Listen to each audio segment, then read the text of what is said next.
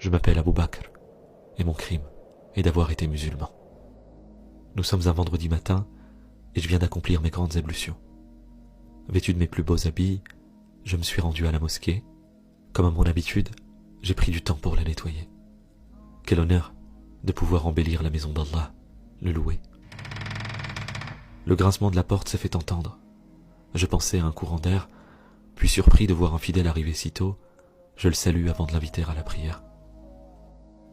Sans savoir qu'il n'était pas celui qu'il prétendait, sans savoir que cette prière serait ma dernière. Debout, louant la grandeur d'Allah, je levai pour la dernière fois mes mains en l'air. Allahu Akbar. Al-Fatiha pour ouverture, je la récite le cœur plein d'émotion. Puis cette sourate que je chéris tant, le cœur et l'âme à l'unisson. Je me prosterne et formule mes plus belles invocations. Quel trésor que la foi dans le cœur du croyant. Quel miracle que de pouvoir vivre le moment présent. Quel honneur que d'être à l'œuvre du plan de Dieu. Quel bonheur immense que de se confier au tout miséricordieux.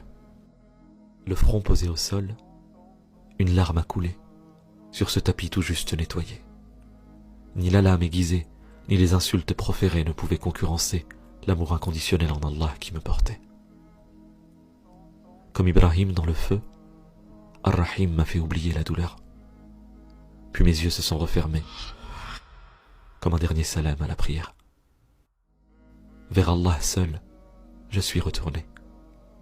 En prosternation, j'espère être ressuscité.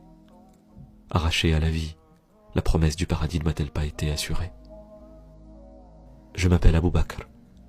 Auprès de ma famille au Mali, je serai l'enfant regretté. Auprès du monde, le revers d'une islamophobie décomplexée.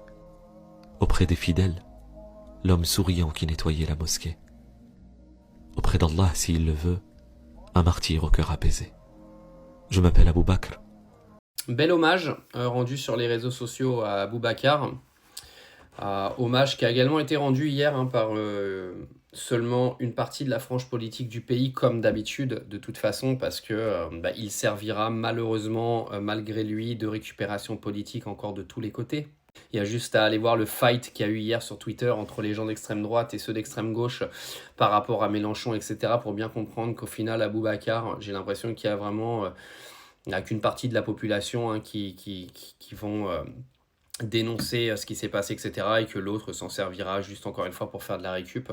En tout cas, force à lui, force à toute sa famille, à tous les gens de France, que ce soit des musulmans, des juifs, des chrétiens qui se font tuer pour de la religion.